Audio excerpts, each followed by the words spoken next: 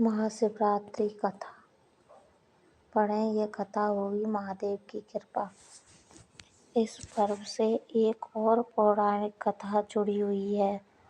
इस कथा के अनुसार इस दिन भगवान विष्णु और ब्रह्मा के सामने सबसे पहले शिव करोड़ों सूर्यों के समान प्रभाव वाले ज्योतिर्लिंग के रूप में प्रकट हुए।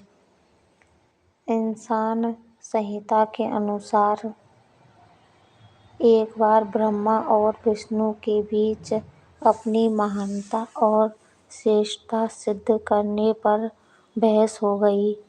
तब भगवान शिव को हस्तक्षेप करना पड़ा और वह अग्नि के स्तंभ के रूप में प्रकट हुए।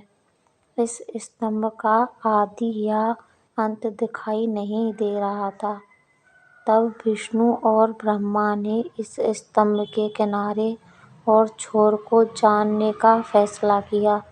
यह जानने के लिए विष्णु पाताल लोक गए और ब्रह्मा अपने हंस वाहन पर बैठ गए और ऊपर की ओर ऊंचाई नापने चल दिए, लेकिन दोनों ही इसकी शुरुआत और अंत नहीं जान सके और लौट आए।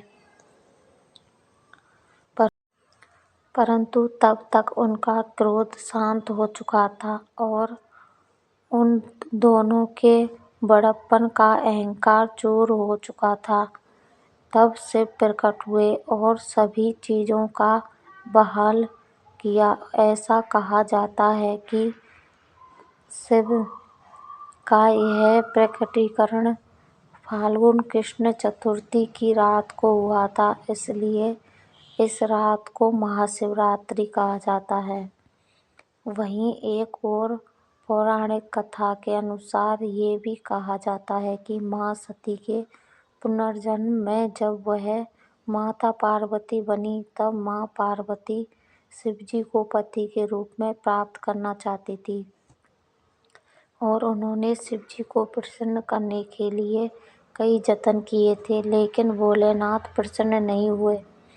लेकिन बाद मां पार्वती ने गौरीकुंड में कठिन साधना की और शिवजी को मोह लिया, जिसके बाद इस दिन शिवजी और मां पार्वती का विवाह हुआ और शिव ने गृहस्थ जीवन में वैराग्य के साथ प्रवेश किया था। और तभी से महाशिवरात्रि के दिन शिव और शक्ति के मिलन के उत्सव के रूप में भक्त उपवास और पूजा करके इस त्योहार को मनाते हैं और शिव और शक्ति का आशीर्वाद लेते हैं। कहानी अच्छी लगे तो लाइक, कमेंट, शेयर करें। चैनल को सब्सक्राइब नहीं किया है तो सब्सक्राइब कर लें। महादेव की कृपा आप पर बनी रहे। पूरी कहानी सुनने के लिए धन्यवाद।